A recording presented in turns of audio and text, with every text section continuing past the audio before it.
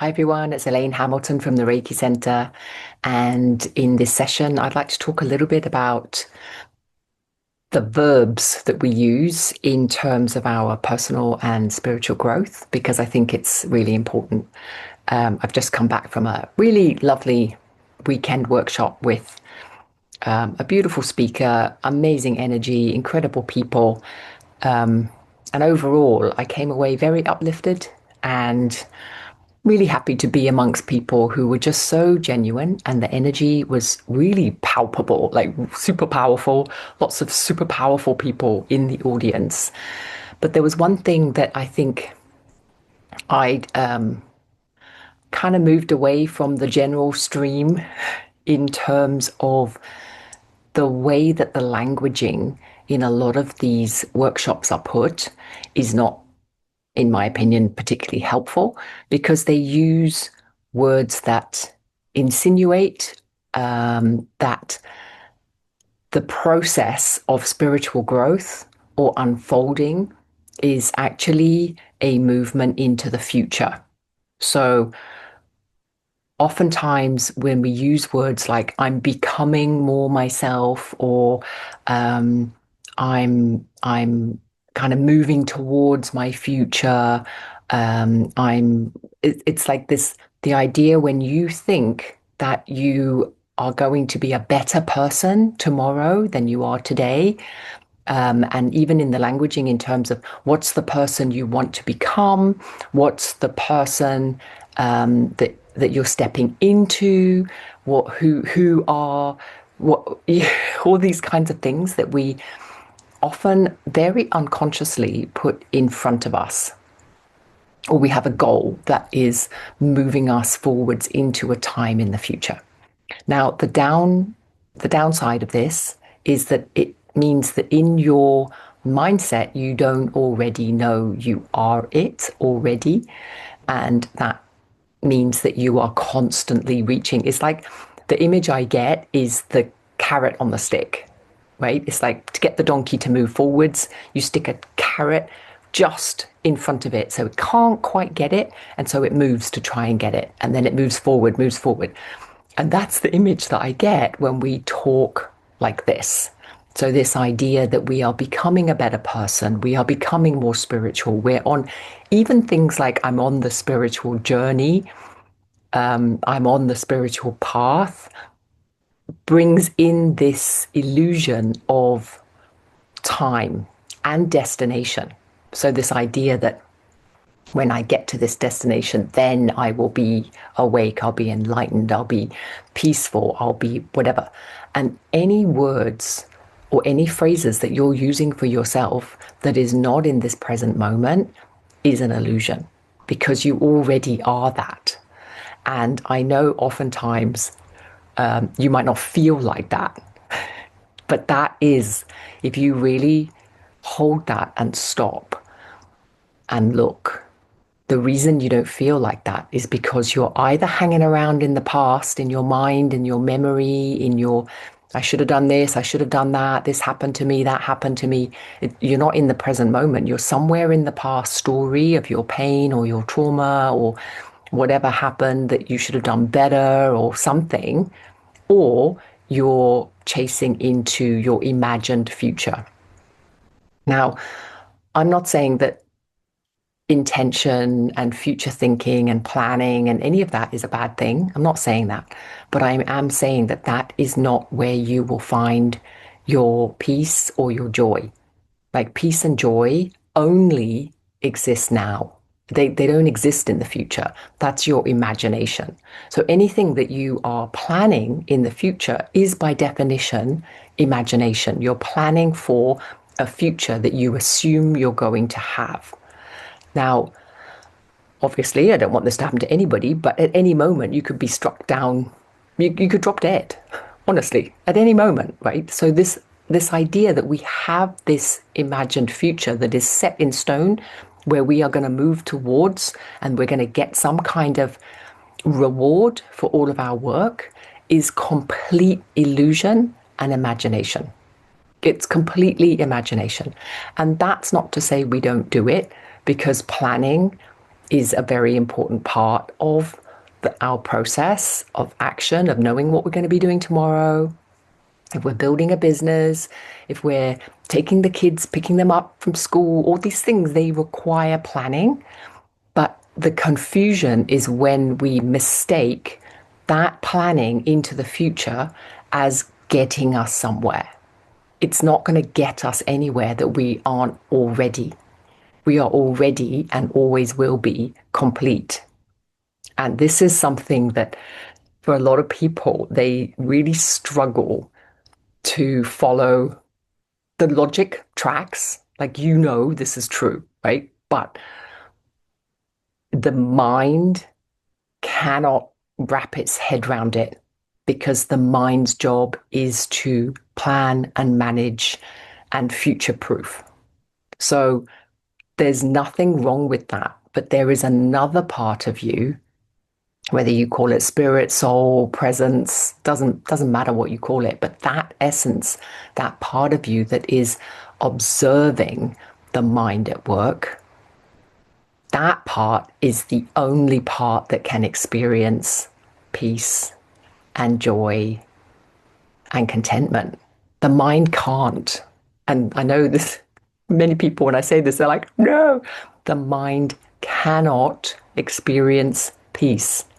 It's not possible. It's not the mind's job. It's like saying the heart can't stop. The heart can't stop. And the mind can't stop. The mind thinks. That's all it does. And thinking does not produce peace. So when you think about your practice, when you find peace, when you experience peace, it's because you're not engaged with your mind. So you cannot be in peace while you're thinking. And what I mean by that is your mind can be thinking, but you yourself cannot be enveloped by the mind, consumed by the mind, where you can't notice the difference, right? If that is happening to you, you're not experiencing peace. You can only experience peace and stillness when you have detached yourself from the mind. And you can see the mind and its thoughts, but you are not that. So that is really the practice of being able to distinguish what is the mind working. So it's a bit like when I feel my heart beating, I don't imagine or think that I am the heart. I don't imagine that. Like I know it's my heart and my heart is in a part of my body and it's doing a certain function and it's doing a certain job, but I don't mistake myself for my heart. And I don't mistake myself for my mind or my thoughts. These are just byproducts of the mind's job. And the mind's job is to manage and contain and to file. It's basically the mind's job is to be the manager, right? Or the admin person. So your mind is your admin person, your personal assistant to get all the things done.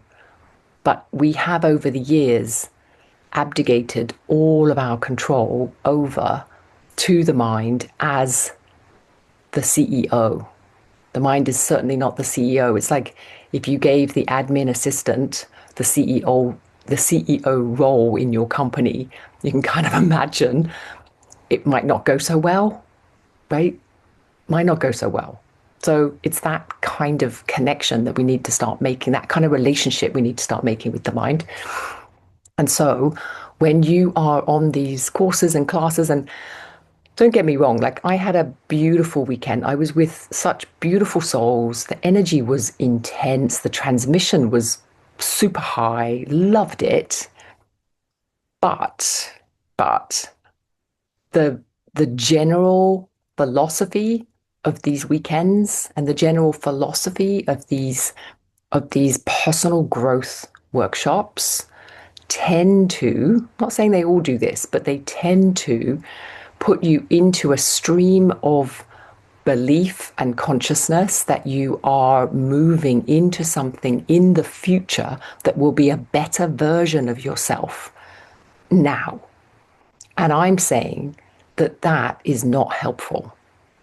Because if you are looking forwards to this better version, this when I will be peaceful, when I will be calmer, when I will be more content, happy, then it's the carrot on the stick because you will be chasing that, and that is not how you find it. It's not where it is. That kind of peace and contentment only exists in the present moment, which means you need to stop. The only way you're going to find it, the only way the donkey can rest is if it stops. If it realizes it's never going to get that carrot. And that, honestly, that in itself is a whole other grieving process, right? That's a whole other thing whereby you finally realize that the only place you've ever been is here now in this moment, and in this moment everything is happening, and that's the truth of it. And we can pop up into our minds and we can pretend otherwise, but it's pretend, and we can illusion whatever we want to make into that future. But if you think back your whole life, and now I have a lot of life to look back on, I see this more and more clearly, which is why I think for many of us, when we hit our 50s and 60s, we have these deeply awake spiritual moments because we've had enough life that we know this is true, that it is a carrot on a stick. And for some of us, we just can't look at it ever. But for many of us, especially if you found this channel, you know, right? You're like, yeah, okay. So then the process is a grieving process, frankly. It's a process of realizing that you've been chasing this carrot on a stick and you will never get the carrot, ever. So, but, if you ignore the carrot and you actually stop, you will see that there are carrots everywhere that are just there for you. They're just there. And so this idea that we focus on that one carrot just within reach, but not within reach, just out there, just the next corner, it's there, will keep you running and will keep you going to these workshops to listen to these beautiful people. And again, beautiful, but not real, not true. It's just not true. So when you hear teachers talking in verbs, in future verbs, becoming, stepping into, all these kinds of things, your future selfing and all that, I'm not saying diminish or dismiss them at all, because there is something very valuable about setting intention and about moving towards it. I do it too, right? I set intention and I plan to move towards it. There's nothing wrong with that. That is how you achieve an awful lot in your life, and that is how you need to plan. Like at the moment, I'm in the process of collaborating on a book. There is a lot of planning that goes into that, and I'm not saying don't do that, but I'm just saying don't confuse it. Don't confuse it with your inner peace.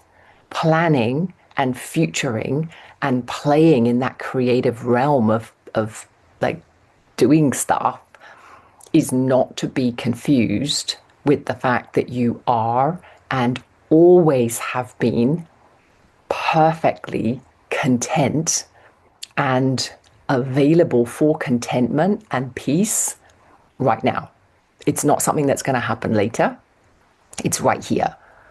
So get clear on what you're trying to do. Like when you're planning on becoming, so if you are using in your mind, oh, next year I will be more peaceful, or next year I will be calmer, or next year I will blah, blah, blah, be less traumatized, whatever, just be aware that that is a trap. That's not going to happen next year. It can happen right now. Like right now, you can release yourself from a lot of these traps and things that we think, but the moment is now. It's not into the future. So there's a distinction on what you're trying to do. If you're trying to write a book, if you're trying to build a course, if you're trying to build your website, if you're trying to, whatever, all that kind of activity, that is bring in the assistant, right? So think about, okay, what is this task or job? Is this something for an admin, a really good admin person? In which case, mind, you're up, right? But if it is something that is a spiritual yearning or a wanting to come home or wanting to come back into a sense of homecoming, that the mind cannot, absolutely categorically cannot get you there. It's not the mind's job to do that. It's not the mind's job. So getting some clarity around that and just starting to watch your own languaging and your own thinking and what your mind's saying to you is super, super important. And anything that is moving you into the future is not going to get you into inner peace.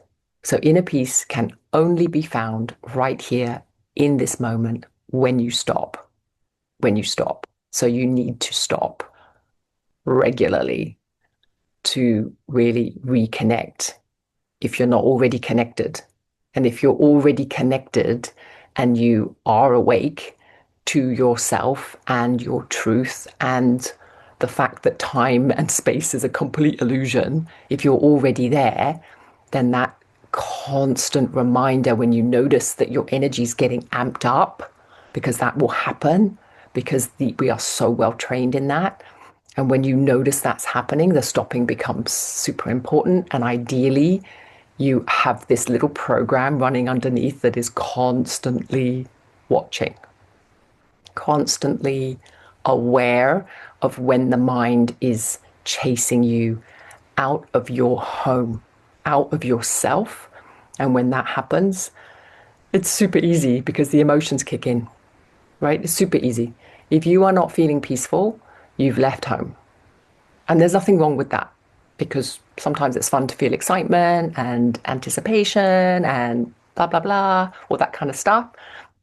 But just be mindful. Your body is telling you everything. Your emotions are telling you everything. They're telling you that there's stuff going on in your belief systems, in your thinking, in your whatever, that is pulling you away from your truth. And your truth is right here, right now, doesn't go anywhere, doesn't leave you. You don't have to become it. You don't have to find it. It's already here. Yes? So hopefully that's an important and helpful distinction. And just know what where you are. Are you in the play, the creative play of creating something, and you are not a thing?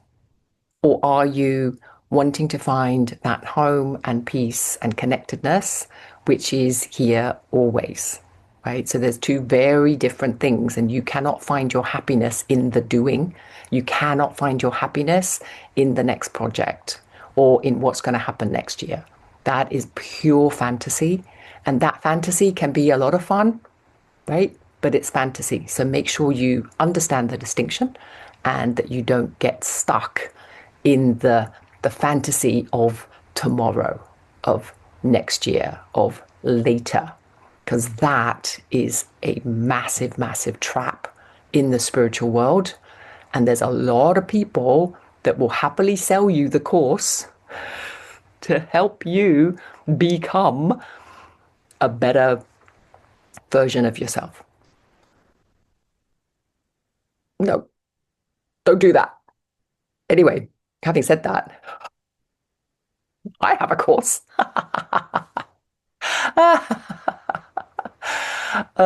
So the other thing I did learn about this weekend is that I don't talk about the stuff I do enough. So I'm going to do that. You guys could just tune out if you're not interested in that. But I do have a beautiful weekly container and we meet once a week.